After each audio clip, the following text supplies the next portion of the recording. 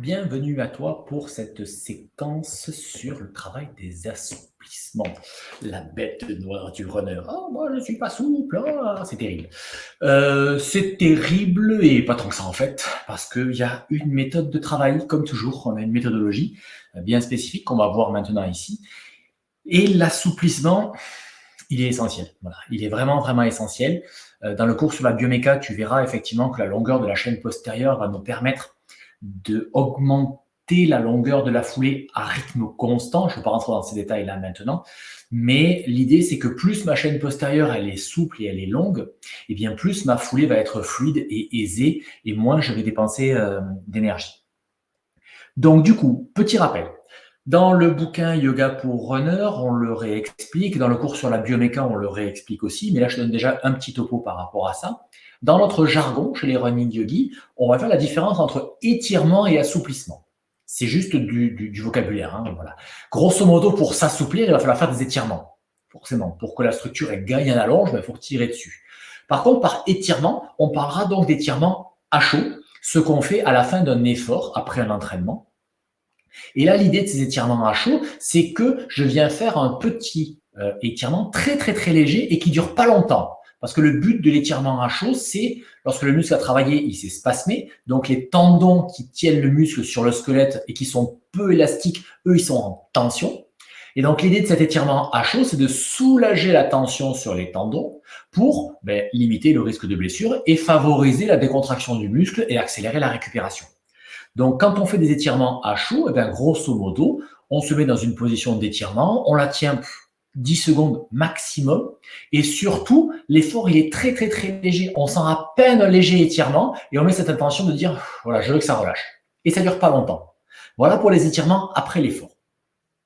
Là, dans cette séquence, on va travailler donc ce qu'on va appeler l'assouplissement, et donc ça, on va le faire sur une structure froide, c'est-à-dire les muscles n'ont pas travaillé, dans le but justement de générer un allongement qui va être durable et qui permettra justement de se faire de l'aisance dans le corps et de gagner donc en souplesse. Donc voilà, par assouplissement, on va concerner tout ce qui va être au niveau fibreux. Ça veut dire qu'on va venir tirer sur les structures comme les muscles, comme un petit peu les tendons, un petit peu les ligaments, mais très très peu, et sur toute la trame des fascias. C'est surtout ça effectivement qui va nous permettre de gagner au niveau donc des chaînes, au niveau de la chaîne postérieure, la chaîne antérieure, la chaîne respiratoire, etc. Ça, c'est la première des choses. Et on va aussi gagner, on va aussi parler d'assouplissement sur les structures dures, en fait, les articulations. Et nous, c'est ça qui nous intéresse particulièrement en running yoga, c'est que mes ceintures soient très souples. Donc, pour une ceinture, pour une articulation, la notion de souplesse, effectivement, c'est plus une notion de mobilité. C'est-à-dire que, imagine, quand je bouge ma hanche, s'il y a peu de mobilité dans ma hanche, à chaque fois que je bouge une jambe, grosso modo, ça coince un peu, c'est un peu grippé, et donc je dépense de l'énergie. J'utilise souvent cette allusion, cette analogie avec les gonds d'une porte. Si les gonds sont bien huilés et si la porte ne touche pas le sol, tu fais un effort très léger pour ouvrir ou fermer ta porte. En revanche, si les gonds sont rouillés ou si la porte elle frotte au sol, pour faire le même mouvement, il faut pousser fort et tirer fort. C'est pareil pour nos articulations. Imagine si ta hanche elle est bien souple et bien mobile, à chaque fois que tu vas bouger ta jambe, ça va te coûter très peu d'énergie. Or, en course à pied, qu'est-ce qu'on fait? On ne fait que ça, faire bouger les jambes dans cette articulation de la hanche. Donc, si mon articulation de la hanche elle est peu mobile, à chaque fois, je dépense plus d'énergie que si elle est bien graissée. Et idem pour le mouvement des bras. Si mes articulations des épaules sont peu mobiles, quand je bouge mon bras, j'emmène tout en torsion, etc. Je mets des mouvements parasites, je mets des tensions et ça me coûte de l'énergie. Donc, nous, le travail d'assouplissement va concerner à la fois donc les chaînes musculaires et certes et plus particulièrement la chaîne postérieure qui démarre dans le talon et qui remonte partout jusqu'au sommet du crâne. Puisqu'en course à pied, celle-ci, elle est raccourcie par la gestuelle et qu'on a besoin d'une bonne allonge, premièrement. Et deuxièmement, la mobilité des articulations au niveau des ceintures. Les ceintures, donc ceinture scapulaire, le membre supérieur est accroché à la ceinture pour faire le lien avec le tronc. Et pareil, la ceinture pelvienne, où le membre inférieur, la jambe, est accrochée par une articulation similaire. Les deux, la hanche et l'épaule, c'est des rotules qui viennent s'insérer là-dedans pour avoir un mouvement qui soit un petit peu dans toutes les directions. Voilà grosso modo la thématique et le pourquoi donc de ces assouplissements. Et ensuite, dans la manière de faire, eh bien, on a mis en place une petite fiche que je t'enverrai par mail. Tac, tac, tac. C'est pas très lisible, il y a trop de lumière. Ça, c'est paradoxal, ça. Voilà, c'est une fiche synthèse de la méthode de pratique. Une sorte de Lonely Planet, en définitive, sur comment faire ta pratique, notamment de l'assouplissement. Donc, l'idée, on va d'abord la lire une première fois pour que tu te l'imprègnes. Et ensuite, on va venir la pratiquer. C'est, avant même de commencer tout mouvement, on revient au souffle fondamental. Souviens-toi, pour nous, ça c'est le plus important, c'est que toute la gestuelle elle se pose sur le fil du souffle. Ensuite, en accord avec le rythme naturel de la respiration, les phases d'inspire et les phases d'expire, on vient construire le geste. On a fait des demi-ponts en montant sur inspire ou en montant sur expire, on a vu que ce n'était pas pareil. Donc là, voilà, je viens choisir une polarité et je pose mon geste en fonction donc de l'inspire ou de l'expire. Et une fois qu'on s'approche de la limite de la posture, eh bien, on va venir s'installer dans une zone d'inconfort au seuil de la douleur, mais en dessous. C'est-à-dire que pour les postures d'assouplissement, en fait, souvent on est limité, ça devient un petit peu douloureux. Donc, quand j'arrive au seuil de la douleur, je redescends en intensité pour rester dans un inconfort léger. Et une fois que je suis dans cette zone d'inconfort, eh bien, je vais venir négocier avec mon outil qui est le souffle, notamment avec l'expiration. Je vais expirer dans cette zone qui est un petit peu inconfortable pour que elle gagne un peu en confort. Et du coup, je vais pouvoir tirer un tout petit peu plus et à nouveau revenir négocier. Et ainsi de suite. On va voir comme ça un processus itératif où à chaque fois que je vais réussir à relâcher un petit peu, eh bien, je vais pouvoir aller un peu plus loin dans mon geste et un peu plus loin et un peu plus loin et un peu plus loin jusqu'au moment où on va s'arrêter. Voilà. Donc, on va avoir ce processus effectivement de réussir à gagner régulièrement grâce à l'expiration. Et ensuite, une fois qu'on est arrivé là-dedans, eh bien, on va rester dans une position statique un certain temps. Donc, l'idée, c'est pas de tirer fort, mais de tirer pas très fort, mais longtemps. Voilà. Et c'est ça qui va faire en sorte que la structure, elle va gagner. Donc, pour travailler dans cette matière de faire, eh bien, on va rester un temps assez long. Donc, on va chercher à trouver le temps juste pour pouvoir vivre cette posture. C'est ce qu'on a marqué ici. On va rester en statique. Donc, on restera le temps juste dans la posture statique. Et ce temps juste, il est variable. Il tient compte de la déconstruction de la posture. C'est-à-dire qu'on a construit d'une certaine manière, eh bien, il faut construire la plupart du temps en sens inverse. On ne s'effondre pas, on ne s'enfuit pas de la posture statique, mais on va la débâtir sur le fil du souffle. D'une manière générale, sauf contre-indication spécifique, notamment une des postures qu'on va voir tout à l'heure, on sortira de la posture en prenant le chemin inverse avec lequel on l'a construite. La posture sera terminée seulement lorsqu'on sera revenu à la position de départ et pas avant. Donc une posture pour nous en yoga, en définitive, en yoga de l'énergie en tout cas, c'est une attitude dynamique au cours de laquelle j'ai un temps statique. Et dans beaucoup d'autres endroits, on voit la posture, on va directement dans la posture tenue et on reste là tant qu'on peut et puis on y va comme on peut et on sort comme on peut. Pour nous, c'est pas ça. Pour nous, on retrouve vraiment cette notion du cycle. Hein. Souviens-toi du cycle à 4 temps. Inspire, pause, expire, pause. Les saisons, la journée, toute la vie, en fait, elle est régie par ces rythmes à 4 temps. Et bien là, c'est pareil. On a un temps de construction de la posture, un temps de position en statique, un temps de déconstruction et un temps d'intégration des sensations. Ce cycle à 4 temps. Voilà. Et donc, pour nous, la posture, elle est terminée quand je suis revenu à la position de départ ou de repos et que j'ai pris ce petit temps donc d'intégration des sensations pour pouvoir ensuite repasser à la posture suivante ou à l'autre côté si ma posture elle est asymétrique, etc. Voilà un petit peu donc comment on va pratiquer. Mais voilà, le plus important, c'est bien de comprendre ça, c'est que si je m'approche trop près du seuil de la douleur, j'ai des mécanismes de défense dans mon corps, ce qui s'appelle le réflexe myotatique, qui va faire en sorte que le corps, clac, il verrouille tout et ça bouge plus et on gagne pas. Donc, en fait, quand je me rapproche du seuil de la douleur, eh bien, je relâche un petit peu la posture, je vais un petit peu moins loin pour rester dans un inconfort. Et avec cet inconfort, je vais expirer. Et ça doit lâcher. Au bout de 2 ou 3 inspires, expire. Si ça n'a pas lâché, c'est que tu es allé trop loin dans ta posture et le corps, il a verrouillé par protection. Donc, on n'hésite pas de temps en temps à partir de plus loin pour pouvoir vraiment aller plus loin aussi. C'est un peu comme si on prenait de l'élan pour pouvoir sauter. Voilà. Voilà ce qu'on va vivre maintenant donc sur le tapis de yoga. C'est tout pour le blabla. Tu peux t'installer sur ton tapis en Shavasana. Donc, position installée sur le dos. On aura besoin de la sangle, cette fois-ci, et des briques. Des briques donc, que je t'ai présentées dans le matériel dans la toute première vidéo. Voilà, des supports qu'on pourra mettre éventuellement sous les genoux, puisqu'on va, pour travailler la souplesse, justement, mettre des adaptations pour aider le corps à lâcher. Voilà, donc Shavasana, tu te poses donc dans le tapis. Tu prends le soin, maintenant tu es un peu plus familier avec cette position-là, avec cette posture, donc ça arrive plus rapidement, le fait de se poser, de s'intérioriser, de trouver tout de suite la bonne position avec les paumes de main tournées vers le ciel, les bras suffisamment écartés du tronc, les pieds qui tombent bien sur le côté, le relâchement qui s'installe un petit peu partout, voilà les ajustements que tu as besoin de mettre en place. Et là, l'idée, c'est de venir identifier la sensation de tes zones de contact entre ton corps et le sol. Donc, une fois que tu as posé la gestuelle, eh bien, tu viens venir ressentir la manière dont ton corps est au contact du sol, au niveau des talons, des mollets, de l'arrière des cuisses, des fessiers, du dos, des épaules, des bras, des avant-bras, des mains, du crâne. Voilà, tu peux faire un body scan rapide là, comme je viens de le faire. Et puis, une fois que tu as fait le tour de la totalité de ton corps comme ça, segment par segment, tu viens percevoir la globalité de la surface de contact entre ton corps et le sol. Essaie de faire une sorte de travelling arrière, de zoom arrière, pour percevoir tout ça en même temps.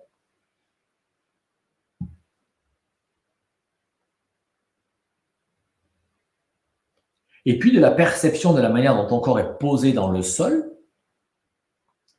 tu viens t'installer au niveau de tes ressentis au bord de tes narines pour revenir dans l'écoute du souffle, encore et toujours, cette écoute du souffle, ce souffle naturel là qui s'est installé pendant que tu faisais ton body scan, qui est remonté à la surface,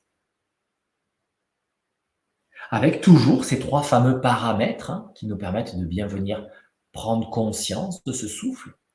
Et le premier de ces paramètres, eh bien, c'est les phases d'inspire et les phases d'expire, exactement. Est-ce que l'une des deux est plus longue que l'autre, ou bien est-ce que c'est équilibré?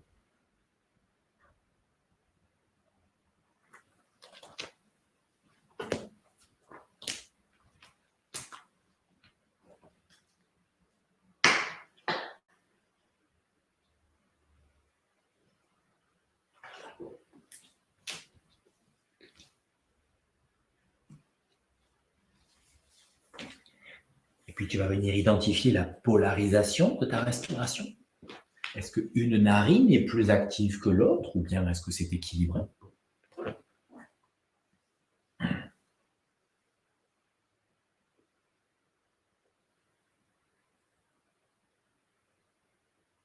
Et puis les 4 temps du cycle respiratoire, c'est bien concentré sur l'inspire et sur l'expire. Maintenant, on vient faire de la place pour les temps de pause poumon plein et poumon vide.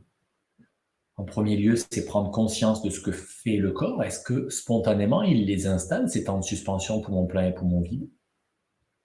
Et ensuite, tu viens les laisser se déployer.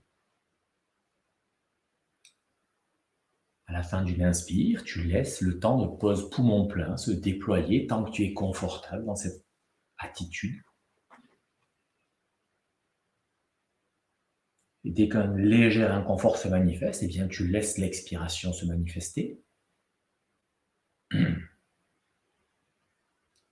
Et pareil pour le temps de pause poumon vide.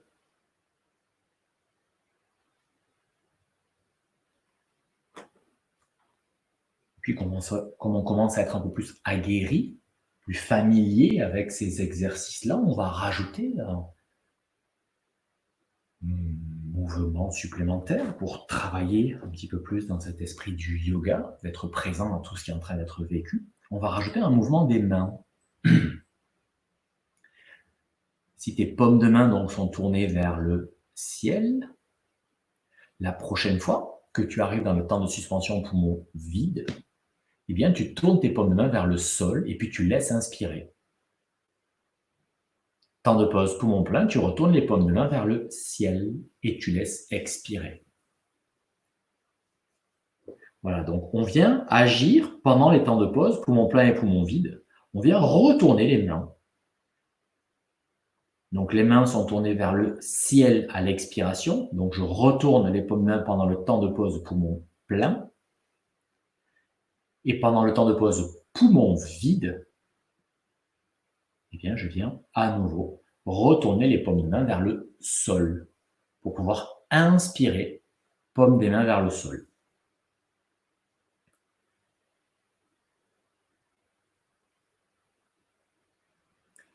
Le travail du yoga de l'énergie, en fait, il va consister à ça. On va démarrer par un geste physique et puis on va rajouter de plus en plus de conscience à ce qui se passe.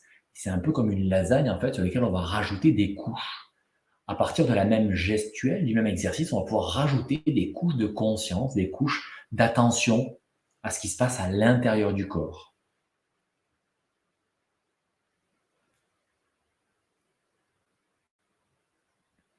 Voilà, et puis après une prochaine expiration, tu pourras cesser cette gestuelle, garder les paumes de main tournées vers le ciel. Observer ton ambiance intérieure après ces quelques exercices respiratoires. Comment est-ce que tu te sens au niveau corporel, mais aussi au niveau émotionnel et au niveau mental. Donc cette ambiance intérieure, les trois étages qui constituent l'être humain que tu es. Et puis de là, tu pourras te remettre tranquillement en mouvement, en t'étirant un petit peu, en ramenant peut-être les genoux à la poitrine, en roulant peut-être sur un côté, voilà, en faisant ce qui est nécessaire pour ton corps après avoir passé ce temps sur le dos dans l'immobilité. Et quand tu auras terminé toute cette gestuelle que ton corps te réclame pour quitter l'immobilité, tu reviendras t'installer allongé sur le dos, les bras assez écartés de ton corps, paumes tournées vers le ciel, genoux pliés, les pieds écart-bassin, comme tu es maintenant familière, comme pour la position de départ du demi-pont. Sauf qu'on va venir mettre en place la respiration complète, cette respiration de la vague qu'on a déjà vue, où le mouvement donc démarre dans l'abdomen et il monte abdomen, thoracique bas, thoracique médian, thoracique haut, temps de pause pour revenir dans l'abdomen et ça redémarre. Comme une vague, la respiration, que ce soit sur l'inspire ou sur l'expire, va démarrer dans l'abdomen et remonter jusqu'aux clavicules. Donc tu démarres par une expiration. Tu ne vas pas tout de suite dans ton amplitude maximale, tu commences à mobiliser ton abdomen au maximum de l'abdomen, et puis ensuite, ça monte dans le thorax. Temps de pause, poumon vide, tu reviens dans l'abdomen, tu relâches les efforts musculaires et tu accueilles l'inspiration dans l'abdomen que tu laisses gonfler en cloisonnant, en gardant ce geste dans l'abdomen tant que c'est possible avant de le laisser monter dans le thorax. D'abord, les côtes flottantes, et puis les côtes basses, les côtes médianes, le sternum jusqu'aux clavicules. Temps de pause poumon plein, tu ramènes ta conscience dans l'abdomen et tu engages le mouvement expiratoire par l'abdomen en activant ton muscle transverse. Ce muscle qui se serre autour de la taille comme une gaine, comme un corset, qui rapproche le nombril de la colonne vertébrale, qui rapproche les flancs de l'axe central. L'abdomen, l'abdomen, l'abdomen. Quand l'abdomen est bien vide, eh bien, tu laisses l'expiration se prolonger et commencer à mobiliser et engager le thorax. Voilà, et au fur et à mesure, tu mets de plus en plus de vigueur dans tes expires et dans tes inspires. À chaque fois que tu expires, tu essaies d'expirer un tout petit peu plus que l'expiration précédente. Et à chaque fois que tu inspires, tu essaies d'inspirer un tout petit peu plus que l'inspiration précédente. C'est un vrai, cette fois-ci, travail, une vraie gestuelle physique de rééducation quelque part à la respiration. Et aussi, en fait, à bien se réapproprier, à bien intégrer les deux caissons. Puisqu'après, quand on va courir, on se rendra compte qu'on a plutôt un caisson qui est privilégié. Pour ma part, c'est plutôt l'abdominal. Et lorsque je veux aller plus vite, eh bien, il faut que volontairement, je laisse justement ma respiration monter jusque dans le thorax. Parce que sinon, elle a tendance à rester essentiellement dans le caisson abdominal. Pour d'autres personnes, ce sera essentiellement thoracique. Donc voilà, le fait d'en avoir conscience, et bien après, je pourrais l'utiliser aussi dans ma course à pied.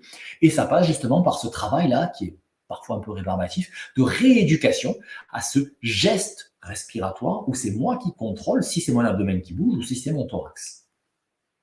Voilà, allez, encore une dernière fois. Une dernière, au maximum du maximum de l'expire. Et pareil pour l'inspire.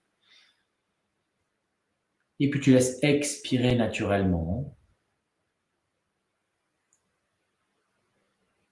pour retrouver ton ambiance intérieure tranquille.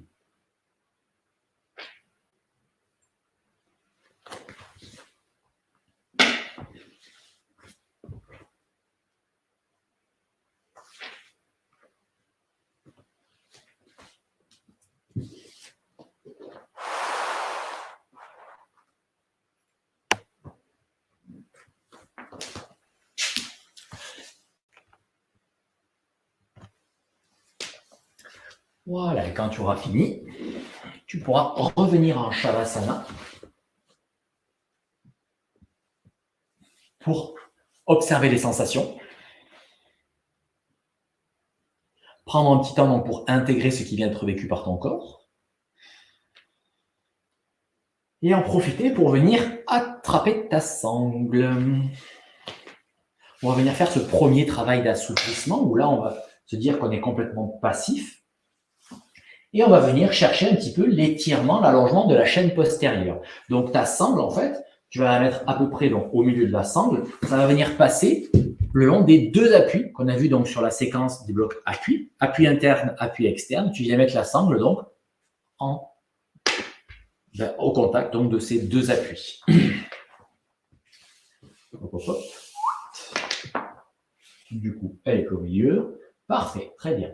À partir de là, donc, hop, tu plies la jambe droite. Oui, bien sûr, on commence toujours par le côté gauche, de l'énergie. Donc, c'est ta jambe gauche qui va travailler en premier. Donc, tu plies la jambe droite pour commencer. Et tu attrapes la sangle avec une main ou avec les deux, comme tu le sens. Et tu laisses ta jambe gauche vraiment complètement pesée, complètement abandonnée, complètement morte et inerte. Et puis, tu vas chercher à soulever un petit peu la jambe en tirant sur la sangle. Tu soulèves et tu reposes.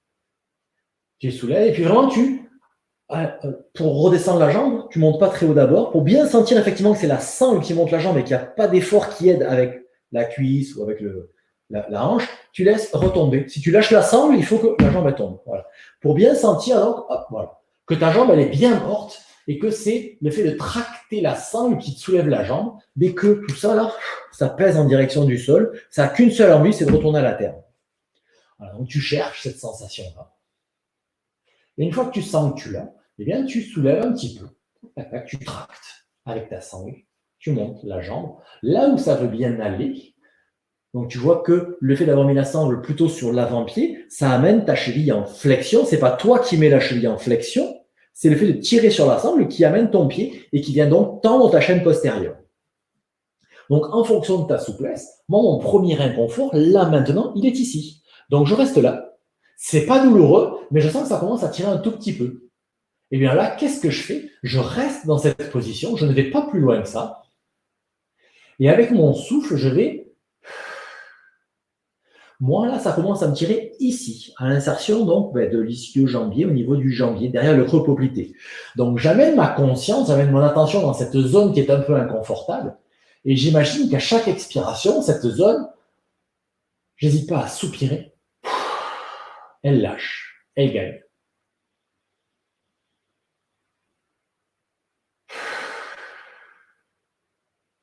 Voilà, et à chaque fois que ça a lâché un peu, eh bien, je peux tirer un tout petit peu plus sur ma sangle pour que ma zone inconfortable elle soit un peu plus loin. Et ma jambe, tu vois, elle a déjà commencé à monter un peu. Et je continue ce travail-là. Ce travail donc d'itération dont je t'ai parlé dans la partie théorique là au début de la séance, ben maintenant il s'agit de le vivre dans le corps. Et là, je suis arrivé à un endroit où au bout de 3 respirations, ça n'a pas lâché. Donc, je suis un petit peu trop loin, je suis un petit peu trop près de la douleur. Le réflexe myotatique s'est engagé, donc je redescends un tout petit peu ma jambe. Et je recommence. Voilà, et là, je sens que ça lâche. Si je suis trop près du seuil qui va être lésant pour le corps, il y a des mécanismes de survie qui font que tout est bloqué et ça ne peut pas lâcher. Donc, n'hésite pas, hein, il n'y a pas d'orgueil, il n'y a pas d'ego, voilà. Le but, c'est justement de progresser en souplesse, alors n'hésite pas à partir de plus loin. Voilà, et là, ça accepte de venir. Je ne force pas, en fait. L'idée, c'est que lorsque j'expire, je ne cherche pas, moi, à tirer sur les fibres, mais au contraire, je cherche à faire de la place pour que les fibres elles aient spontanément l'espace pour s'expanser d'elles-mêmes. C'est pas moi qui veux les forcer à aller plus loin, mais je leur dis, voilà, je vous fais de la place, et si c'est OK pour vous, eh bien, on s'apaise, on s'expanse, on se pacifie, on accepte d'aller un petit peu plus loin. On accepte de lâcher. Il y a aussi un petit travail mental.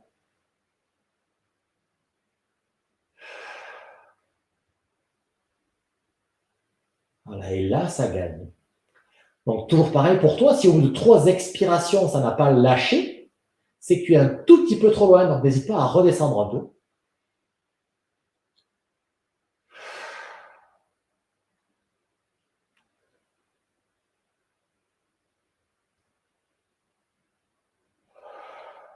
Voilà. Et par rapport à tout à l'heure, effectivement, le fait d'y aller dans la lenteur, eh bien, ma jambe est quasiment à la verticale, alors que lorsque je suis parti, j'étais plutôt près des 50 degrés. Et là, je suis plus près des 90 degrés. Mon corps a accepté d'y aller, alors qu'au début, il n'était pas préparé pour ça. Donc maintenant, une fois que ça s'est terminé, eh bien, je vais expirer et laisser ma jambe redescendre. Je la retiens avec ma sangle. Ma jambe, elle est toujours morte, hein, mais c'est ma sangle, effectivement. Je tiens avec mes doigts. Je repose le pied au sol. Tac. Je lâche ma jambe sur le côté, je lâche la sangle, j'allonge ma jambe droite et je prends un temps pour comparer les sensations dans ma jambe gauche et ma jambe droite.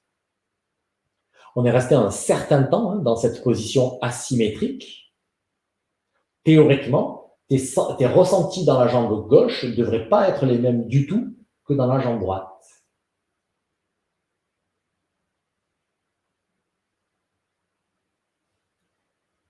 Et donc, du coup, qu'est-ce qui va se passer maintenant?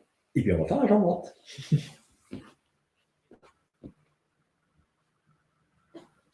Donc, moi, j'ai ma souplesse qui est escalée. Du coup, la jambe qui ne travaille pas, elle est pliée pour protéger un petit peu mes lombaires. Mais si toi, tu as une souplesse qui est bien plus importante et que tu as déjà la jambe qui est au-delà de la verticale vers ton bassin, eh bien, n'hésite pas à déplier l'autre jambe pour venir intensifier un petit peu ce travail. Pour moi, là, c'est beaucoup trop. Donc, je n'ai pas d'orgueil par rapport à ça. Je suis plus dans l'objectivation de ce qui est, de ce qu'est mon corps. C'est une réalité. Ça fait suffisamment longtemps que je vis avec pour le connaître maintenant. Donc, je plie la jambe. Voilà, je soulève ma jambe droite en la tractant par la sangle. Si je lâche la sangle, hop, la jambe elle tombe. Donc, je la retiens avec la sangle. Et j'amène ma jambe droite, eh bien, par rapport à tout à l'heure, la jambe droite, elle est un peu plus contente que la jambe gauche. Déjà, à froid, elle est prête à aller plus loin que ce que voulait bien faire la jambe gauche. Donc, je m'installe dans un inconfort léger. Et à nouveau, sur expiration, je cherche à relâcher.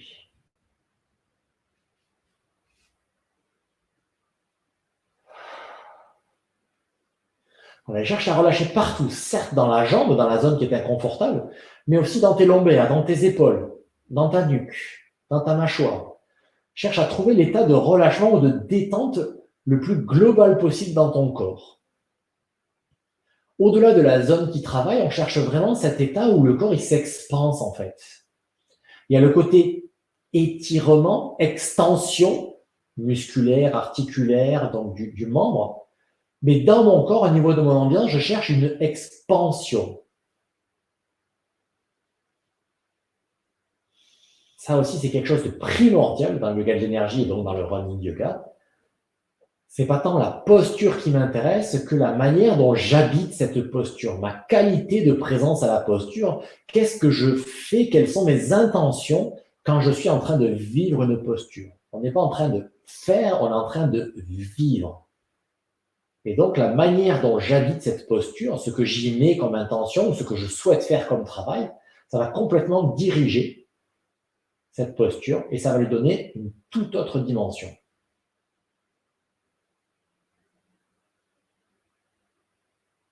Bien sûr, pendant que je parle, toi, tu es en train de travailler. Et comme toujours, si au bout de 3 respirations avec 3 beaux soupirs comme ça n'a pas lâché, c'est que tu es un petit peu trop loin. Donc n'hésite pas à redescendre et à partir de plus bas et d'accepter que ça lâche et hop, l'attaque, tu pourras peut-être aller plus loin que là où tu étais bloqué.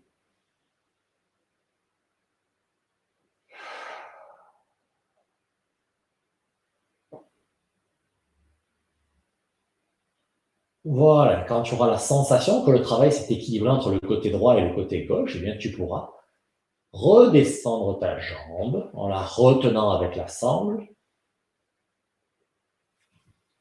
en relâchant les efforts dans la jambe droite, en revenant en Shavasana, à nouveau pour comparer les sensations entre le côté gauche et le côté droit, intégrer ce qui vient d'être vécu, que ça puisse s'enregistrer dans les bases de données sensorielles.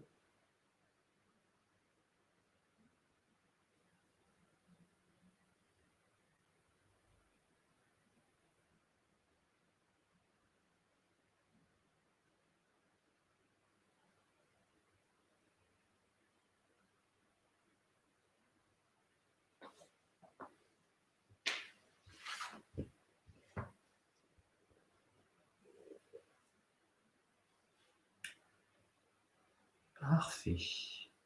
Et puis, à la faveur de la prochaine inspiration, tu vas laisser les 2 bras partir en direction du ciel, d'abord vers le plafond et puis à l'arrière de ta tête. Et à l'expiration suivante, tu vas ramener le genou gauche vers ta poitrine et venir poser tes 2 mains sur le genou gauche. Tu mettras la cheville droite en flexion, tu ramènes les orteils du pied droit vers le visage, mais depuis la cheville, pas depuis les orteils, de manière à étirer ta chaîne postérieure. Avec le genou droit, tu vas légèrement presser en direction du tapis pour venir remettre en place cet étirement du psoas droit cette fois-ci. Donc le psoas droit dans cette position, il est étiré. Le psoas, c'est donc ce muscle qui s'insère en haut de la tête du fémur, qui traverse tout le bassin pour venir dans ces insertions hautes sur les vertèbres lombaires. Et là, donc, même si tu ne le ressens pas, il est étiré. Le psoas droit est étiré, le psoas gauche est raccourci. Et ces 2 positions sont bénéfiques pour l'assouplissement de ce muscle. Et donc, toujours pareil, on va rester dans cette position un temps assez long. Et toi, ton mental, tu viens le mettre dans la sensation donc, de ton aine à droite. Tu viens t'installer dans le ressenti de cette zone-là. Et sur chacune des expirations, eh bien, une fois encore, tu imagines que ça lâche dans cette zone. Que ça s'expanse, que ça s'apaise, que ça se pacifie. Au-delà vraiment de la notion d'étirement, il y a plus cette notion de volume intérieur, d'espace intérieur, de douceur aussi, de paix au niveau des cellules. C'est pas un étirement qui est violent et qui vient malmener tes cellules, il y a beaucoup de bienveillance dans ce que tu fais en fait. Tu cherches vraiment à être très à l'aise dans ton corps et à gagner un espace intérieur. Et c'est pas simplement tirer sur des fibres.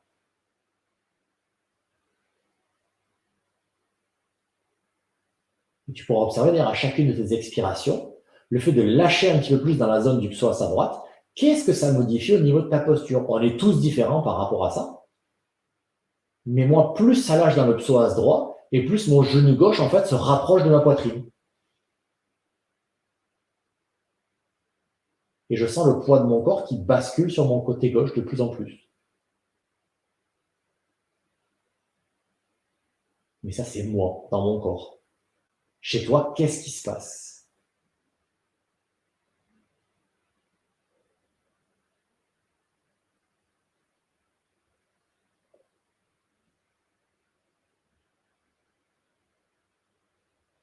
Voilà, et rester longtemps dans une position où l'effort est relativement faible, l'effort avec lequel on tire sur les fibres, c'est ça qui nous permet vraiment un allongement durable, de gagner en souplesse sans revenir en arrière.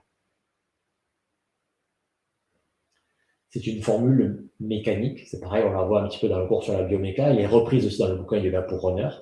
Bref, c'est de la mécanique des matériaux, mais c'est comme ça que ça marche. Plus je reste longtemps, et plus l'allongement de manière durable, eh bien, il s'installe.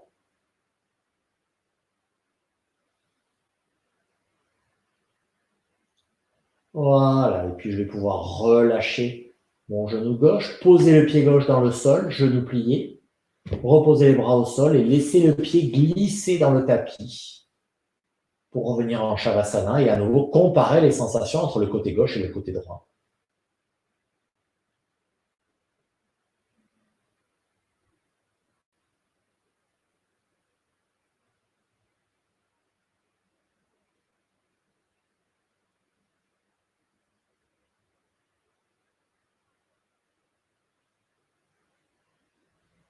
Prochaine inspiration, les deux bras s'élèvent en direction du ciel et puis en direction du sol à l'arrière de ta tête.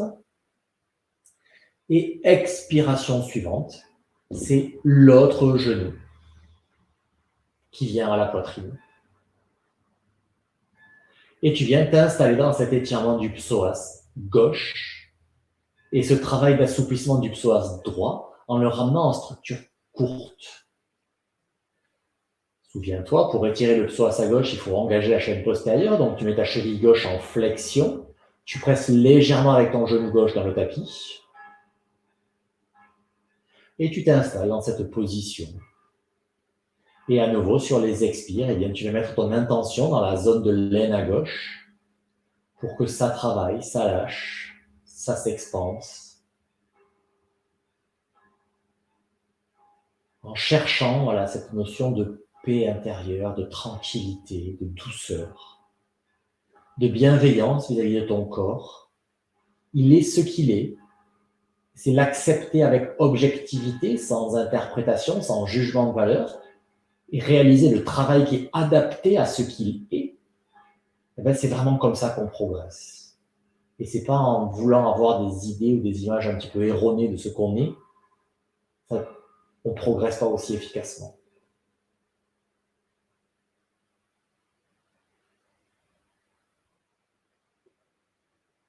Voilà, et on reste dans cette position.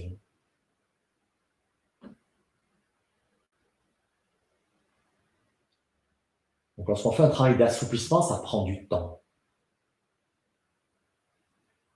Parce qu'on vient vraiment travailler la profondeur, on vient travailler des structures qui sont dans la profondeur, on touche la trame des fascias, essentiellement, et ce sont des structures qui sont yin. Et le yin, par excellence, c'est la lenteur. Donc, pour pouvoir vraiment résonner dans la structure yin, eh bien, il faut se mettre au diapason, au sens propre du terme, il faut se mettre vraiment à sa fréquence de vibration. Et cette fréquence de vibration, elle est lente, elle est douce, elle est tranquille.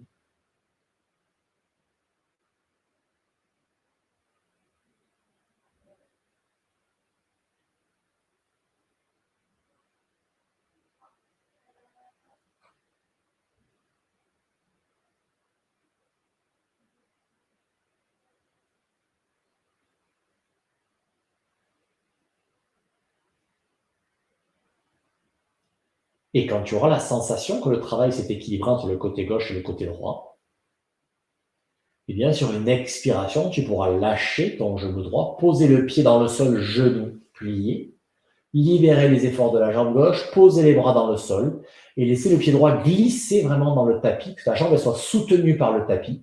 Alors que si tu soulèves la jambe, tu vas mettre des efforts musculaires, tu vas charger les lombaires et tu perds en qualité de ressenti.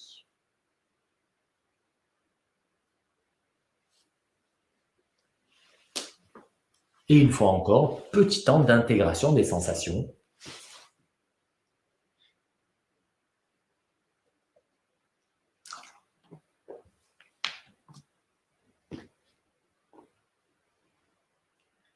Et puis, tranquillement, tu pourras te redresser.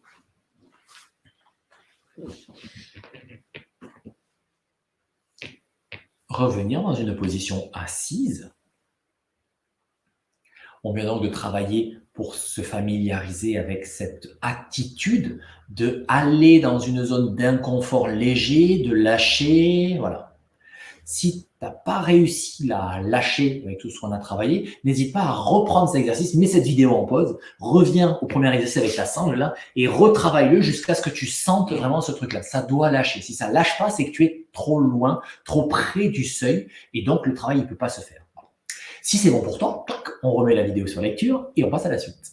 On a travaillé donc la longueur de chaîne postérieure. On va commencer à travailler un peu la mobilité de la ceinture pelvienne, le bassin. Donc la première des choses, eh bien, on va venir commencer à préparer les hanches. Donc tu vas t'asseoir sur ton tapis, les genoux, les pieds, pardon, écartés un peu plus grand que la largeur du bassin, pas trop loin de te plier de manière assez importante. Un appui sur tes mains dans le dos. Et on va venir faire ce que j'appelle le mouvement des essuie-glaces avec les genoux, où tu vas abaisser ton genou droit vers le pied gauche, abaisser le genou gauche vers le pied droit, pour commencer à mobiliser donc l'articulation de la hanche. Voilà. N'hésite pas à laisser tout le corps venir, hein, tu vois, au niveau de... Là, quand mon genou droit va au sol, mon épaule droite, elle avance aussi.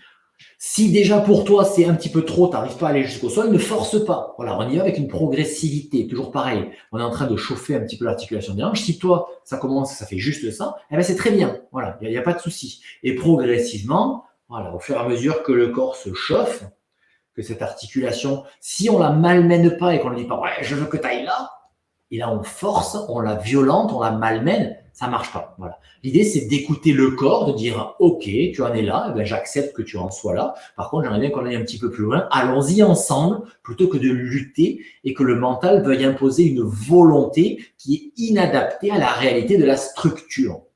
C'est clair? Oui, c'est clair. Voilà, donc on évite le volontarisme et progressivement, la structure, ben finalement, oui, ouais, je suis OK pour y aller, quoi. Par contre, qu'on ne bouscule pas, quoi. C'est comme moi, les matins d'hiver, il ne faut pas trop me bousculer. Il faut du temps pour démarrer. Voilà, et progressivement, ça descend, ça descend, ça descend, jusqu'au moment où on va venir dans cette position statique, là où ton corps accepte d'aller. Moi, ben là, j'ai de la chance aujourd'hui, tac, le genou veut bien aller jusqu'au sol, donc je vais au sol, je pose et je reste un petit peu comme ça. Et toi, ben, si c'est là, ben c'est là, c'est pas grave. Et tu acceptes de rester là et tu essaies de mettre en place le relâchement, relâchement, relâchement, relâchement, pour que ça descende peut-être de plus en plus. Voilà, et on reste, quoi qu'il en soit, quelques instants dans cette position, certes inconfortable.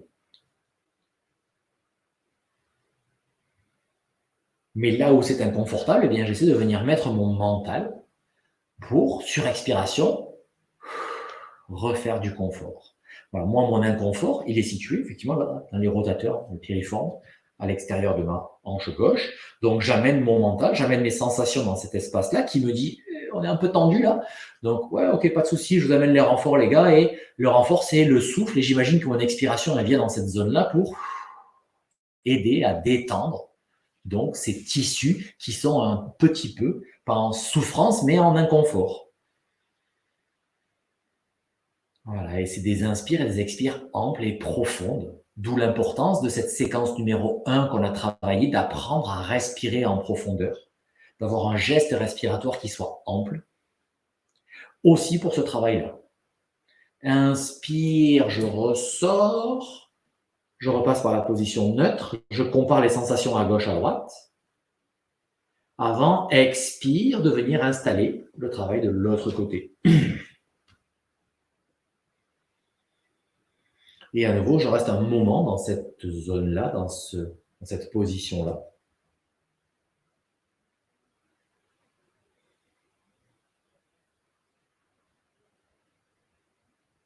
Et j'hésite pas à adapter la posture. Peut-être mes mains sont un petit peu trop loin, donc j'hésite pas peut-être à rapprocher mes mains ou à les écarter un petit peu plus. Voilà, j'adapte de manière à ce que mon inconfort le rende un tout petit peu moins inconfortable pour ensuite être en capacité de négocier avec le souffle et pouvoir faire en sorte que le corps lâche, il aille un peu plus loin et qu'il gagne.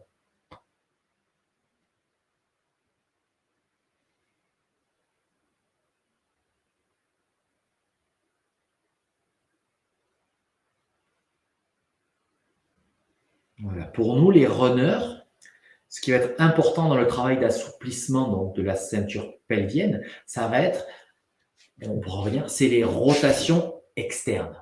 On a pas mal de rotations internes. Le fait de courir nous aide justement à avoir de la rotation interne. Et donc, c'est le fait d'être en rotation externe qui va être assez difficile et qui va mettre à mal donc, nos piriformes.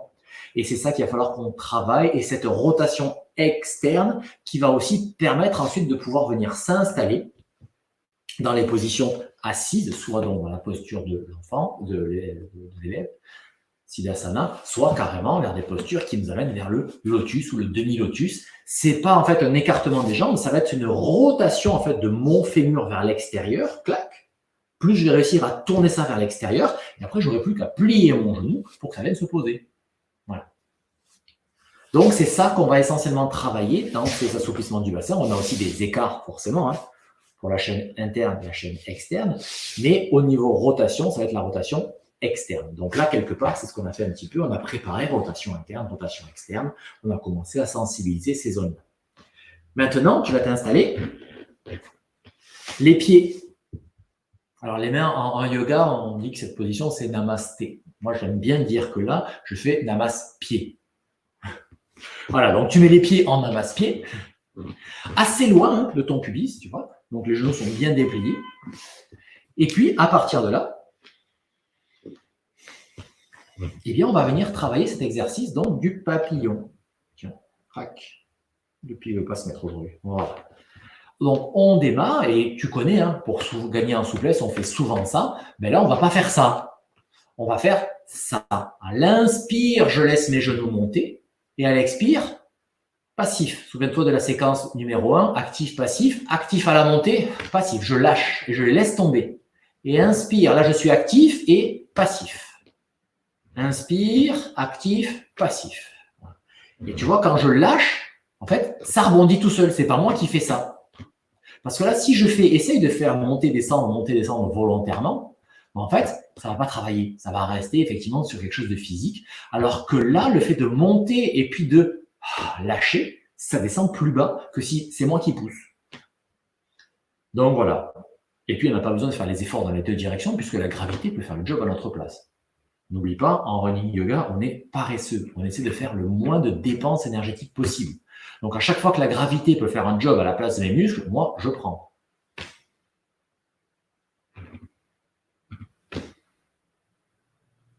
Voilà, et progressivement, tu rapproches les pieds de ton pubis.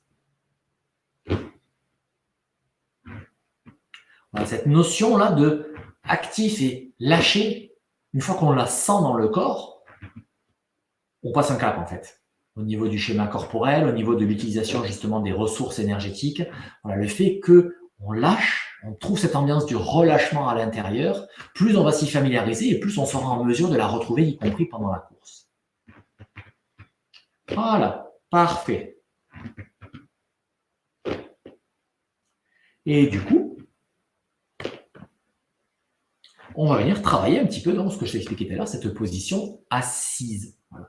Donc maintenant qu'on a préparé un petit peu tout ça, eh bien cette position assise, comme je te disais, c'est essentiellement une question de rotation externe du fémur.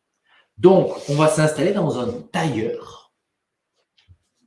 Une fois encore, alors, tu vois pas très bien sur ce plan-là, mais l'idée c'est que dans le tailleur, tu vois, souvent on se met en tailleur, on est comme ça, donc ce qui va se passer, c'est que les genoux ils sont en l'air. Quand les genoux sont en l'air, qu'est-ce qui se passe? En fait, ça met des tensions dans les ligaments du genou et les ligaments de mes hanches, ils ne lâchent pas non plus. Donc, l'idée, c'est de resserrer les genoux. Et ça peut descendre un petit peu plus. Voilà. Premier point. Donc, tu vois, mon pied, il est plus grand. Enfin, plus grand, il est un peu à l'extérieur de ma fesse. Donc, la première des choses à faire pour ce tailleur, c'est déjà de... Souvent, on est un peu trop ouvert. Tu vois, là, c'est les genoux qui sont à l'extérieur de mes fesses et mes pieds sont à l'intérieur. Et bien, c'est le contraire. Je vais ramener les genoux à l'intérieur de mes fesses, mais mes pieds vont être à l'extérieur. Et déjà, clac, ça va tourner un petit peu mieux. Deuxième point, mes pieds et mes mollets sont assez loin de mon pubis. Tu vois, je peux passer tout ça. J'ai la largeur de 2 points. Et grosso modo, là, moi, j'ai la jambe gauche qui est devant, la jambe droite qui est derrière. Le mollet de ma jambe droite, il est parallèle à mon bassin. Donc, je n'ai pas la jambe qui est trop repliée comme ça. Comme ça. Tu vois, je cherche vraiment à ce que mon tibia, mon mollet soit parallèle à mon bassin. Et là aussi. Donc, en fait, tu vois, si je monte un petit peu, cette position, elle est assez ouverte ici. Il y a de la place entre mon pubis et l'arrière de mon mollet arrière. Et ça commence comme ça. Donc, les pieds, tac, tac, tac, largeur des fesses, voire un petit peu plus. Les genoux, au contraire, eux, à l'intérieur. Et de la distance entre mon pubis et l'arrière du mollet. Alors, attends, je recule un petit peu parce que j'ai les malléoles en dehors du tapis. Et ça fait mal. Voilà, c'est mieux comme ça. Et à partir de là, eh bien, effectivement, je vais chercher j'attrape ma cuisse gauche, main droite sur l'ischio-jambier, main gauche sur le quadriceps, et je vais tourner ma cuisse vers l'extérieur. Ça veut dire que je monte ma main droite et je baisse ma main gauche pour aider mon fémur à tourner vers l'extérieur. Et pareil pour celle-ci. Ma main gauche à l'intérieur, donc, de la cuisse droite sur l'ischio-jambier, la main droite à l'extérieur sur le quadriceps, et je viens tourner, je monte la main gauche et je baisse la main droite pour tourner ma cuisse et aider mon fémur à pivoter dans la hanche. Et ensuite, eh bien, je me débrouille pour que là, mon genou ou mon tibia, enfin le péroné, soit appuyé sur mon pied, et là, mon genou, il est appuyé sur mon talon ici. Et du coup, les genoux ne sont pas en l'air, les ligaments de genoux peuvent se détendre, les ligaments des hanches peuvent se détendre, et voilà. Ouf! Quel chemin pour en arriver là! Mais c'est pas fini. Ça, c'est juste pour le travail de la position. Une fois qu'on a ça, eh bien, qu'est-ce qui va se passer? On va venir travailler un peu l'assouplissement. Donc, si déjà pour toi, cette position-là, elle est compliquée, ben, c'est là où tu prends les briques, donc je te disais en début de séance, et si ton genou est là, ben, tu vas mettre ta brique ici, ou un coussin, pour que justement, le genou puisse poser. Si tu as les genoux qui sont un petit peu en l'air, ça ne lâchera pas, ça n'ira pas, c'est pas possible. Donc, trouve des solutions avec des coussins, avec des briques, avec des éléments que tu vas pouvoir mettre dessous, là, pour que le tac, ça puisse se poser. Une fois que tu as trouvé ça, hop, on reprend la suite. La suite, c'est quoi? Eh bien, la suite, c'est que pour venir, alors soit c'est déjà assez inconfortable pour toi et tu restes dans cette position et avec l'expiration, là où ça devient inconfortable, moi, c'est légèrement inconfortable à l'extérieur là, de mon fessier droit. Je viens. Mais si mon inconfort est très, très, très léger, à peine un petit courant d'air, eh bien, je vais venir me pencher en avant, poser mes coudes sur les genoux pour commencer. Et si c'est pareil, je peux aller plus loin. Donc, toujours pareil, à toi de négocier, en fait, de voir en fonction de tes ressentis, ton inconfort, comment est-ce qu'il se manifeste. Eh bien, ça peut aller plus loin. Je vais rentrer près. Tac. Hop. Donc, une fois que je suis en place ici, eh bien, je peux éventuellement venir poser les coudes. Ce qui compte, effectivement, c'est mettre le plus de relâchement possible. Donc, les épaules sont relâchées. C'est pour ça que je pose les coudes. Donc, si là, c'est trop loin pour toi, pose les coudes sur tes jambes. Et lâche la tête, lâche les épaules. Voilà. Et continue de te pencher vers l'avant. Tac, tac, tac, tac, tac, tac. Jusqu'au moment où tu vas trouver un inconfort qui va nécessiter ce travail de je lâche, je lâche, je lâche. Et on reste un certain temps dans la position. Donc, si pour toi, là, tu n'es pas encore inconfortable, eh bien, on a un seuil d'intensification, mais ça, on le travaillera plutôt sur place pendant les stages. Parce que déjà, pour beaucoup de coureurs, en arriver là, c'est beaucoup. Moi, j'ai de la chance, ça fait longtemps que je travaille ça, donc j'ai réussi à mettre en place une certaine souplesse au niveau de l'articulaire. Alors, c'était pas gagné au départ. Voilà. Mais par le travail, on y arrive, donc j'en suis la preuve vivante. Donc, on reste un petit peu pour travailler comme ça. Et ensuite, on se redressera. Pour faire quoi? Pour faire l'autre côté. Donc, il faut décroiser les jambes. Donc, pour décroiser les jambes, je commence d'abord par remonter tout ça. Décroiser les jambes, poser les pieds dans le sol et déplier les genoux dans l'axe. En fait, quand on reste longtemps, qu'est-ce qui se passe? Beaucoup de choses se relâchent. On est OK, tu l'as ressenti. Y compris les ligaments. Les ligaments, c'est ce qui maintient ce qu'on appelle la congruence, donc les articulations, qui fait qu'elles restent en contact. Donc, lorsque les ligaments se détendent un peu, eh bien, il y a un petit peu, on va dire, de flottement dans les surfaces articulaires. Donc, si tu te relèves un petit peu vite et que tu déplies tes genoux alors qu'ils ne sont pas forcément dans les bons plans, eh bien, tu risques de te faire des micro-déplacements entre le plateau tibial et le fémur qui vient dessus. Alors que si tu as pris le temps de bien te redresser, de tenir tes genoux et de les déplier bien dans l'axe, tu as beaucoup moins de risques de créer ces micro-déplacements de tes structures osseuses. Et les ligaments, clac, ils ont le temps de se remettre en place parce que le fait de rester longtemps, donc, eh bien, ça se détend. Voilà. Donc, il faut être minutieux aussi lorsqu'on déconstruit les postures pour éviter de se blesser.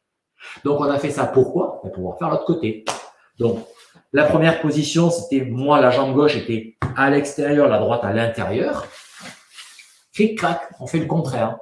Donc, souviens-toi, la première des choses, c'est de bien rentrer les genoux vers l'axe, sortir les pieds un peu plus grands que les fessiers.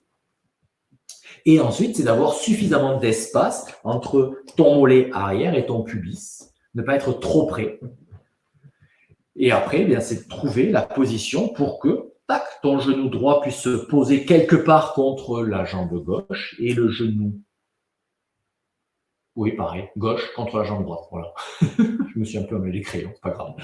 Le résultat est le même. Il faut que ça pose. Voilà. Donc, n'hésite pas, si tu as besoin, toi, d'accessoires, de briques, de coussins, etc., tu t'adaptes pour sentir que là, effectivement, tu as les genoux qui ne sont pas en l'air, mais ça a lâché. Et une fois que ça a lâché, eh bien, à nouveau, on revient mettre en place ce travail. En fonction de comment ça vit et comment ça bouge en toi, eh bien, tu vas plus ou moins loin dans cette position. Et ensuite, une fois encore, on va rester avec toujours cette qualité de présence à la zone qui est inconfortable et d'amener le souffle dans cette zone-là pour relâcher, faire de la paix, de la tranquillité, de l'espace. Voilà. Gagner en souplesse, gagner en amplitude de la mobilité de ton articulation avec bienveillance, avec douceur et délicatesse. Donc, grosso modo, si tu es devant une série, bah, tu fais un épisode où tu travailles la jambe droite devant, et puis l'épisode d'après, tu fais la jambe gauche devant. Sans blaguer, les danseuses, les danseurs aussi, beaucoup travaillent comme ça. Ils se mettent dans leur grand écart et puis ils travaillent au sol comme ça parce qu'ils vont rester longtemps dans la position et c'est comme ça vraiment qu'on gagne en souplesse de manière durable. Donc il faut rester longtemps pour que le corps, il prenne un nouveau pli. Ils comprennent qu'il a une nouvelle structure, une nouvelle définition, qui peut aller plus loin dans ses amplitudes, etc., etc. Et ça prend du temps. Donc, c'est vrai que donc, les danseurs et danseuses, les gens qui ont besoin de beaucoup de souplesse, lisent ou travaillent comme ça, au sol, en grand écart, bref, dans ce qu'ils ont besoin de travailler au niveau corporel. Voilà, quand on aura équilibré ce côté-là et l'autre, eh bien, tu pourras te redresser en marchant sur tes mains. Voilà. Pour venir, une fois encore, attraper tes genoux par-dessous avec tes mains, les soulever avec tes bras, décoller les pieds, décroiser les jambes, reposer les pieds dans le sol et en veillant à ce que les genoux et les tibias et les fémurs soient bien dans l'axe, à ce moment-là, tac, tu déplies. Tu peux même empaumer tes rotules avec la main de manière à apporter un petit peu de confort, de sécurité, de rasséréner tes articulations des genoux. Voilà pour ce petit travail donc de l'ouverture du bassin sur l'extérieur. On va aussi travailler ce mouvement du bassin sur l'intérieur. C'est ce qu'on fait avec le psoas. Donc, ce mouvement du psoas va permettre en fait à mon articulation en fait de pouvoir ramener la jambe. Ce mouvement-là de ramener la jambe, il est fait par le psoas. Majoritairement, pas que, mais majoritairement. Donc, si mon psoas est bien souple et bien mobile, ça sera facile pour moi de ramener ce mouvement-là. Donc ça, c'est ce qu'on fait dans l'exercice du psoas qu'on a fait tout à l'heure, et c'est ce qu'on va faire aussi dans un autre exercice qu'on appelle le mouvement préliminaire, le troisième mouvement préliminaire du yoga de l'énergie. Donc, on démarre plutôt à l'avant du tapis en Vajrasana. Tu viens poser tes mains de part et d'autre des genoux. Tu décolles un petit peu les fessiers et tu laisses ta jambe gauche glisser vers l'arrière. Donc, idéalement, tes orteils sont au sol, sauf que je rentre dans l'entraînement et je décrampe. Ça arrive. Donc, en l'occurrence, je garde les orteils croches, mais l'idée, c'est quand même d'avoir les pieds plutôt comme ça. Voilà. Et là, dans cette position, on reste un certain temps, quitte à venir descendre en appui sur les avant-bras. pour travailler l'allongement du psoas arrière et la pliure de la jambe droite, cette fameuse pliure qu'on a travaillée. Souviens-toi, dans l'atelier sur le V inversé, j'ai demandé donc au début qu'on travaille avec les jambes pliées pour garder cette sensation du contact de l'abdomen contre la cuisse, de manière à venir travailler cette pliure. Voilà, c'est ça l'idée. Et voilà, une fois encore, on reste un peu dans cette position. Et quand on y est bien, eh bien, on recule encore un petit peu la jambe arrière. Voilà, pour venir intensifier un peu l'étirement de ce psoas gauche.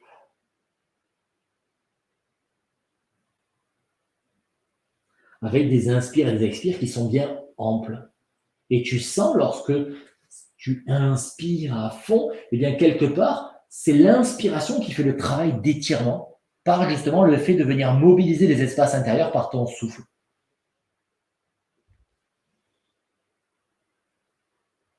Et pour le troisième préliminaire, donc en yoga de l'énergie, on va le faire aussi. On remet les mains à côté des genoux.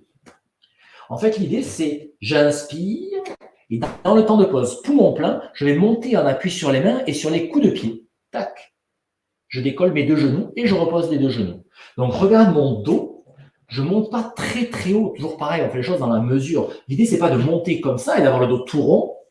L'idée, c'est de monter et de faire une ligne droite entre ma jambe, mon dos et ma tête. Donc, je décolle un tout petit peu les genoux et je cherche à faire long. Tac. Voilà. Et ensuite, je ramène mon genou gauche et je sors ma jambe droite vers l'arrière pour venir travailler l'autre côté. Donc, je trouve d'abord la position. Et puis ensuite, je pose mes avant-bras au sol. Et je viens travailler avec mon souffle. Inspire, expire, inspire, expire. Voilà. Je cherche un mouvement respiratoire qui soit ample, lent.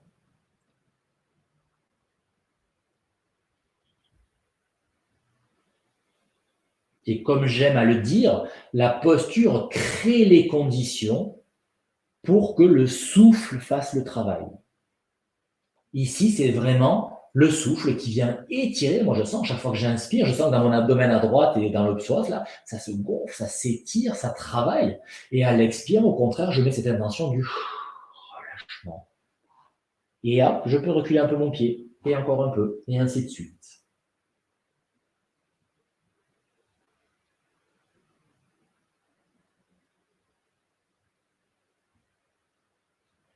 Voilà. Et ensuite, eh bien, je vais vivre ce troisième préliminaire. Je remets les mains un petit peu à l'avant de mon genou. Je suis en appui sur mes coups de pied.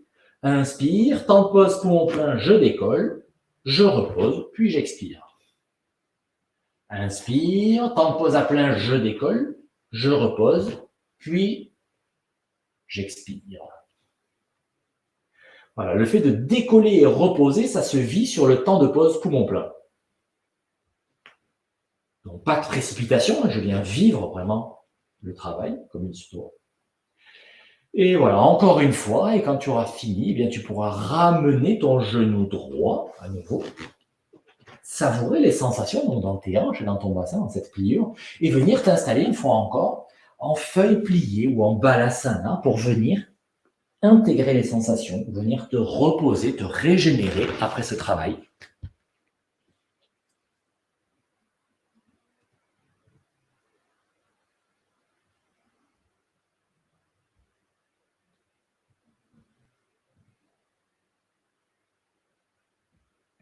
Voilà, et ce geste donc, cette pliure, eh bien, on va la travailler donc dans la phrase des running yogi, donc c'est cet enchaînement de postures qui permet de faire la synthèse de tous les éléments fondamentaux et de travailler un petit peu tout pour le schéma corporel du runner.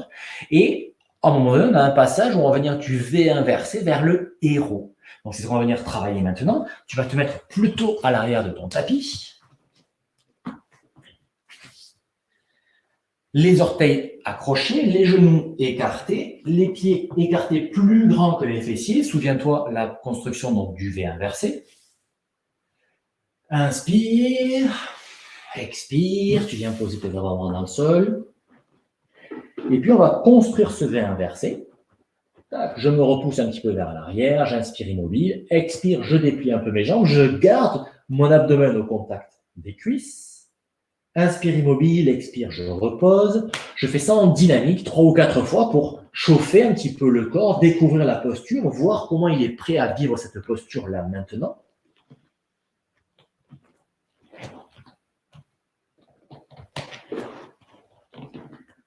Voilà, jusqu'au moment où je sens que je peux rester dans ce V inversé, d'abord jambes un petit peu pliées, et puis ensuite je vais monter sur la pointe des pieds, accepter que mon dos s'enroule un petit peu, pour déplier les jambes. Et là, je vais venir travailler ce geste justement de ramener la jambe. Donc, qu'est-ce qui va se passer? Je vais avoir le poids de mon corps, les épaules qui vont venir au-dessus des mains. Et en même temps, là, le fait d'amener le tronc vers l'avant, eh bien, je fais de la place, ce qui fait que je peux ramener mon pied gauche à côté de la main gauche. Donc, il faut que je pousse un petit peu ma main pour pouvoir passer la jambe. Et puis de là, je retourne dans mon V inversé. Donc, n'hésite pas à écarter un peu plus les bras que la jambe des épaules pour que justement tu puisses emmener ton pied à la plante de l'épaule. Et là, tu es dans la position pour passer dans le héros, entre guillemets, il n'y a plus qu'à se redresser et se déplier. Mais ce mouvement-là, clac, de ramener ton genou comme ça, eh bien, c'est un mouvement donc du psoas. Et c'est pas, pour beaucoup de gens, ils disent, ouais, mais ça passe pas, moi j'ai le tibia qui est trop grand, etc. C'est pas que le tibia est trop grand, c'est que ton psoas n'est pas assez souple. Et le fait de travailler le psoas, eh bien, ça va permettre effectivement de réussir ce geste bien plus facilement. On va le faire maintenant avec la jambe droite. En dynamique. Donc ça implique aussi parfois d'aider, de lâcher le bras, de monter peut-être sur la pointe des doigts. Mais en tout cas, le mouvement, il est de amener la ligne des épaules au-dessus des mains et la jambe vient se poser. Le pied vient se poser.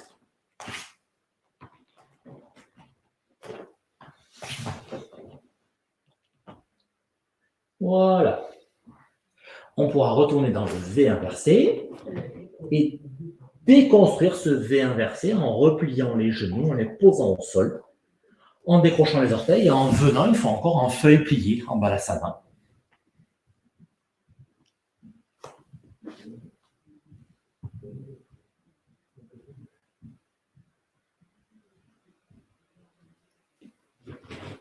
Un petit temps de récupération.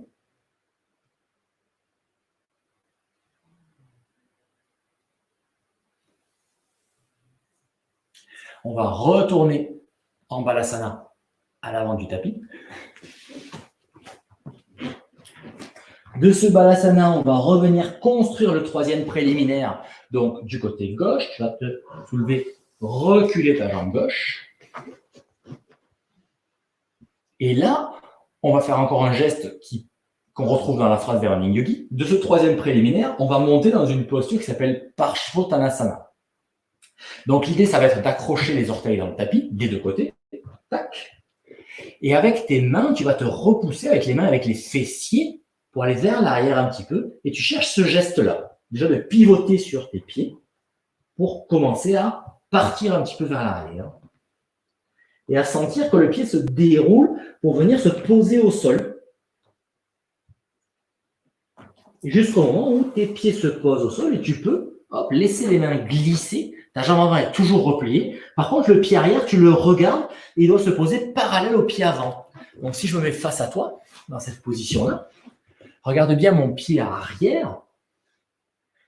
Il est parallèle au pied avant. Et souvent, on va retrouver des pieds arrière qui vont être comme ça. Donc, on cherche, tac, le pied arrière parallèle au pied avant, pour pouvoir ensuite, effectivement, quand je me redresse, que les pieds soient parallèles entre eux, écartés de la largeur du bassin. S'ils ne sont pas assez écartés, je manque de stabilité. Et si mon pied il est un petit peu trop comme ça, le talon qui est vers l'intérieur, eh bien mon bassin ne sera pas de face. Donc l'idée, c'est ça. Pieds parallèles entre eux, hop. Et une fois que je suis là, je peux mettre les mains sur les hanches. Sinon, ce cadrage en plan fixe, c'est compliqué. Je peux mettre les mains sur les hanches. Et à partir de là, le bassin reste bien de face. Je pousse avec ma hanche gauche un petit peu vers l'avant. Et je vais pousser les fesses un peu vers l'arrière pour venir me pencher vers l'avant et faire une intensification de mon étirement de chaîne postérieure.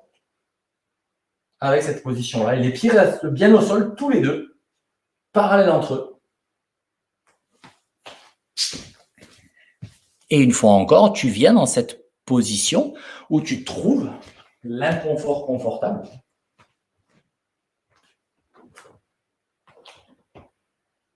Pour venir négocier le relâchement.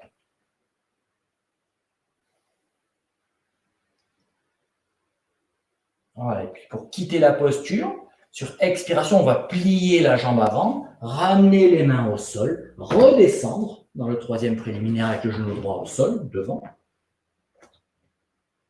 Ramener le genou gauche, sortir le genou droit, accrocher les orteils dans le sol et revenir sur ce mouvement où je me bascule progressivement vers l'arrière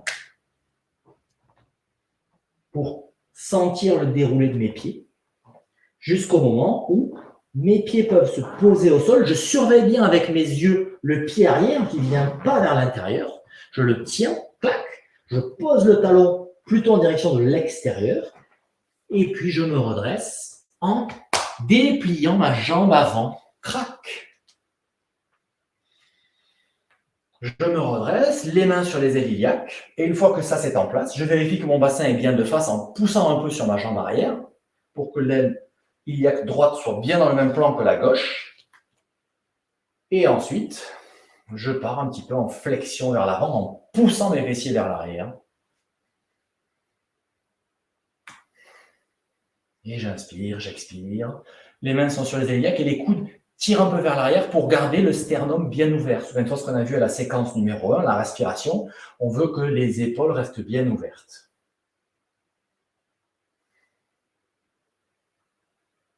Voilà, et pour quitter la posture, eh bien, tu vas plier la jambe avant et tu vas ramener la jambe arrière à côté de la jambe avant.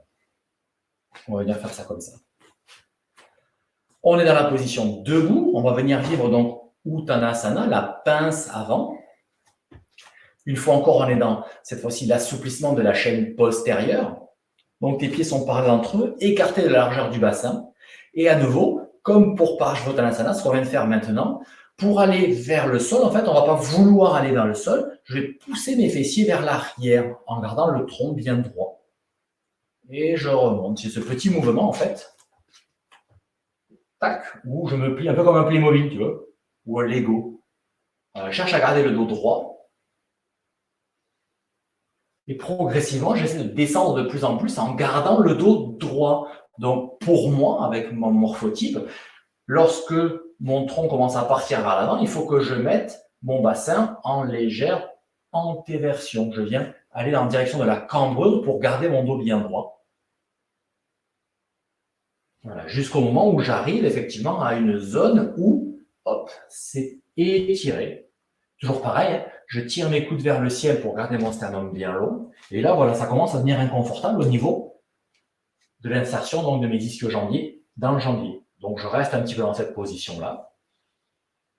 J'inspire et j'expire. J'imagine que mes fessiers poussent bien vers l'arrière, que ma tête tire bien vers l'avant.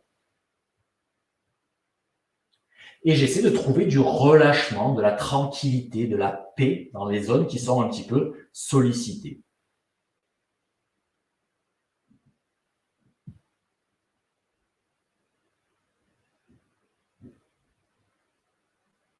Voilà, une fois encore, je fais ce travail d'itération en restant le temps qui est nécessaire pour sentir que ça lâche. Si ça ne lâche pas au bout de 2 ou 3 expirations, c'est que je suis trop loin et je remonte un petit peu. Pour, sur une belle expiration, sentir que ça lâche. Voilà. Et puis la prochaine fois que ça va expirer, eh bien, tu vas laisser la tête tomber en direction du sol. Là, tu lâches la nuque, clac, ça s'enroule. Tu laisses les épaules s'enrouler aussi, tu lâches les bras aller en direction du sol et tu laisses le dos s'enrouler tranquillement. Et les bras, ils tombent et ils vont là où ils vont. S'ils sont au milieu du tibia, ils sont au milieu du tibia. S'ils sont au sol, ils sont au sol. On s'en fout. Voilà. Le but, c'est pas d'aller mettre les mains au sol. Le but, c'est de sentir que depuis le bassin jusqu'en haut de la tête, tout ça, c'est relâché, parfaitement relâché. Et à nouveau, tu reviens mettre ce travail, donc, d'inspire et d'expire dans la zone qui est inconfortable. Pour moi, ça a monté. Tout à l'heure, c'était vraiment en haut du mollet, c'était inconfortable quand j'étais avec le dos droit. Et là, avec le dos relâché, c'est un peu plus haut. C'est juste au-dessus du creux poplité que c'est devenu inconfortable. Pour moi, maintenant. Et pour aider à lâcher, on a un truc qui est redoutable. C'est souverain. Tu es dans cette position-là. Tu gardes la jambe tendue, mais tu vas monter le talon. Regarde mon talon gauche. Clac, je monte mon talon gauche, tu vois, et mon bassin à gauche, il monte un peu. J'enlève les bras pour qu'on y voit mieux. Puis je repose mon talon gauche et je monte le talon droit. Donc, de face, ça donne quelque chose comme ça. Tac, tac. Donc, tu vois, le genou, il ne se plie pas. Hein. Un petit peu, peut-être de 3/4 dans cette position-là. Ouais, voilà. Hop, hop, voilà. Tu montes vraiment sur l'avant-pied en gardant le genou. Voilà. C'est pas je viens plier. Hein. C'est vraiment je garde la jambe tendue. Voilà. Et au fur et à mesure que tu fais ça, quand tu soulèves le talon droit, observe ce qui se passe au niveau de ta main gauche. Et quand tu soulèves le talon gauche, qu'est-ce qui se passe au niveau de la main droite? Voilà. Et plus tu vas aller là-dedans, donc toujours pareil, on ne fait pas ça à balle, on ne fait pas ça super vite, on fait ça en conscience. Et on n'hésite pas à faire cet exercice pendant un certain temps. Et observe tes mains, elles descendent de plus en plus vers le sol. Ça lâche, ça lâche, ça lâche tranquillement, sans effort. En redonnant justement de la longueur à ta chaîne postérieure. Sans effort, sans volontarisme. Tu ne cherches pas à aller au sol, tu cherches juste à soulever tes talons.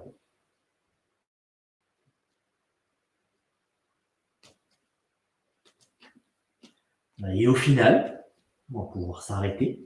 Moi, tout à l'heure, quand je suis démarré dans mon Uttanasana, mes mains, elles étaient là. Et là, regarde, j'ai les mains qui sont à plat, posées dans le sol. Et ça, c'est un travail, effectivement, qui va s'installer de manière durable, cet assouplissement. Donc, comme je le disais au début de la séance, la plupart du temps, on quitte une posture dans laquelle on est resté longtemps par le même chemin, sauf celle-ci. Pour quitter cette posture-là, sur une expiration, tu vas plier les genoux, baisser tes fesses et venir t'accroupir de manière à ce que ta tête repasse au-dessus du cœur. Pendant longtemps, on est resté en position inversée. Le cœur était au-dessus de la tête.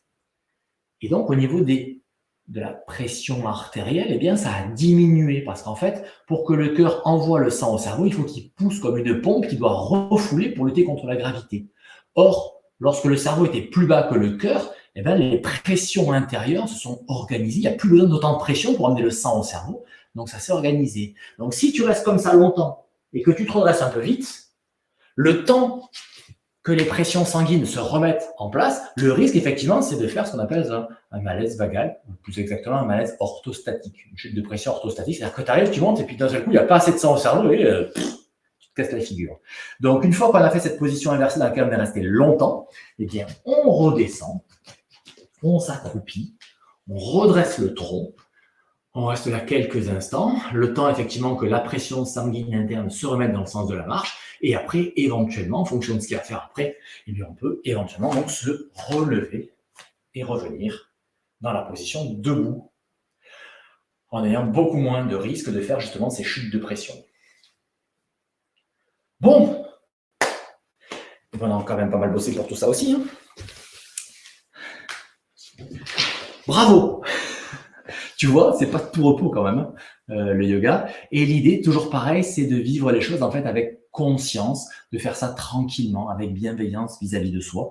Donc ça, ces séances-là aussi, si tu la fais régulièrement, mais pas besoin de la faire plusieurs fois par semaine. Si tu en fais une fois par semaine ou une fois tous les 15 jours, ou comme je dis, une fois de temps en temps, tu y penses, tu te mets devant un épisode, hop, tu te mets un travail comme ça, tu te mets un croupi, etc. Petit à petit, ça va s'installer et ça ne part plus après. Voilà. Donc ça, c'est vraiment, vraiment intéressant. L'application en extérieur, je te la donne ici parce qu'en fait, elle est très brève. Tu n'auras pas besoin de revenir chercher les infos. Comme toujours, tu démarres avec ton petit temps donc d'échauffement à l'écoute des sensations. Tu viens voir ce que cette séance, elle a changé dans ta foulée, comment tu habites ton corps quand tu es en train de courir, qu'est-ce qui se passe après avoir fait tout ce travail sur le tapis. Donc ça, 5 ou 6 minutes, le temps de s'échauffer un petit peu dans ton silence intérieur. Comme d'habitude, tu t'arrêtes, tu fais 2 ou 3 respirations bien profondes et tu repars pour voir la différence. Et ensuite, eh bien, tu pourras t'amuser à faire ce qu'on appelle du jeu de jambes, là, comme du fartlek. L'idée, c'est de voir effectivement quand tu jettes un petit peu tes jambes. Tu changes la longueur de ta foulée. Tu accélères, tu allonges, tu raccourcis, voilà. Tu t'amuses justement, tac, tac, tac, à avoir une foulée un petit peu irrégulière, à avoir des foulées qui sont longues, qui sont courtes, qui sont rapides, qui sont lentes, etc. Et voir avec quelle fluidité tu arrives à passer justement dans une foulée plus ou moins longue, plus ou moins rapide. Voilà, ce qui s'appelle donc ce jeu de jambes, s'amuser à allonger, raccourcir la foulée, pour voir effectivement tout ça, à quoi ça sert après dans la course à pied. Ce sera tout pour cette fois. Bravo pour ton travail. Cette séance, elle est toujours un petit peu. Et puis, eh bien, à bientôt pour la suite.